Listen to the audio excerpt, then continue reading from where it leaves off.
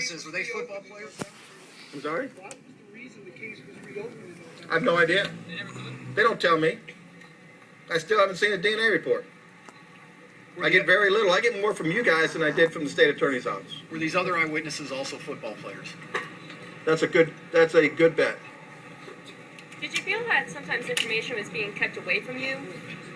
Hey, it's their independent investigation. I'm not entitled to anything until if charges are filed, and then I ask for discovery, they give it to us. I don't have a problem with them withholding the information from me.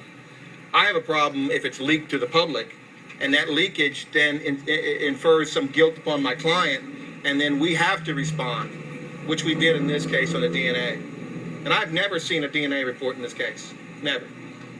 I've been told about it, but I've never seen it. I know ESPN got it. How long does it normally take for this kind of a case to get resolved? Are lab reports done Right. months at a time, March, August, and then again in November?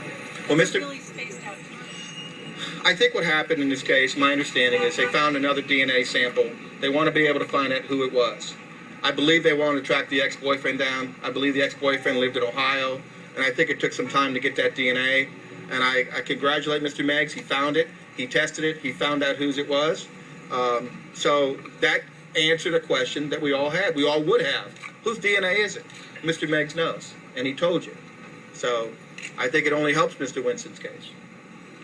How was he even able to sort of block all this out and continue to play football as well as he had, given this national storm that's been over his head this whole time? I will tell you that when you tell the truth and you didn't do anything wrong and you believe in the process and you believe that his attorney was going to make sure the process was fair, he was comfortable. He was concerned because I know a lot of times innocent people can be caught up in this process in the system, and before you know it, we find out later through DNA tests that they didn't commit crimes. So he was confident he didn't do anything wrong. I was confident in him. I was confident in our witnesses. So. How did the second DNA help Mr. Winston's case? Well, I think it does help because if you believe, you'll see in her report, she indicated that one person had attacked her or one person had sex with her that night. Well, the physical evidence showed at least someone else had sex with her either that night or sometime after or sometime in the recent future. And she never indicated that, to my understanding, to anybody. So it goes back to her memory, or I don't know. That would not be the typical behavior of an assault victim to have sex with someone. No, again. No, unless it was a multiple perpetrator, and that was not in this case. There was no evidence of that. She gave multiple statements, from my understanding, and at no point did she ever say there was more than one person. I think she alleged that one of our witnesses tried to save her, which is contrary to that affidavit. And then obviously your client's 6'4", and in the police report it said that he's 5'10". Was that coming from her? Well, I think you're going to see a report. She described one as 5'9", 5'11".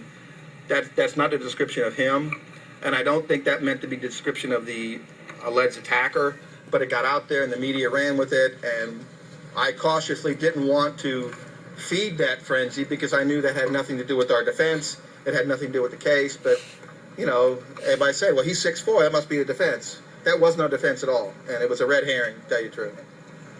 Did Mr. Winston know her boyfriend at all? I don't believe so. Do you know his name? I do not. Anything else?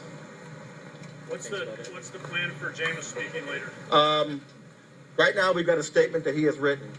Okay, he might be available later. He might, and I'm still working on that. I can't give you an answer on that. As you can tell, Jimbo's very tight with the schedule. Doesn't like distractions, especially with the ACC game.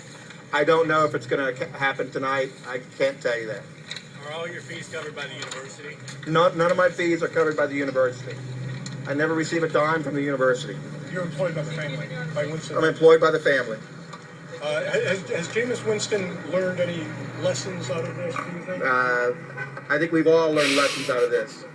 We all have. Okay. Thank you. Thanks, Tim. Thank you. Go, Jameis! Thank you. Florida State Athletic Director